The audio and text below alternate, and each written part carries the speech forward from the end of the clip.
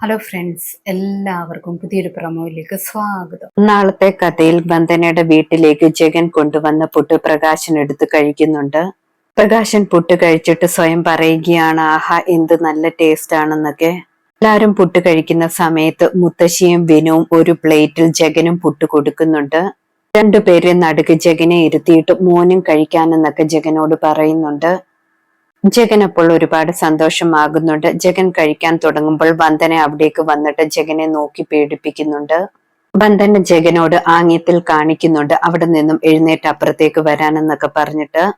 ശേഷം കാണിക്കുന്നത് ഹരിതയോട് ചന്ദ്രിക ജഗന്റെ ഫിസിയോതെറാപ്പിയെ കുറിച്ചൊക്കെ പറയുകയാണ്. കാർത്തിക മേഡത്തിന്റെ ഹോസ്പിറ്റലിലെ ഫിസിയോതെറാപ്പിയാണ് ജഗൻ എന്നൊക്കെ ചന്ദ്രിക പറയുന്നത് കേട്ടിട്ട് ഹരിത അതിശയിച്ച് നിൽക്കുകയാണ്. വന്ദന അപ്പോൾ ആ സമയത്ത് ജഗനെ നോക്കി കളിയാക്കി ചിരിക്കുന്നുമുണ്ട്.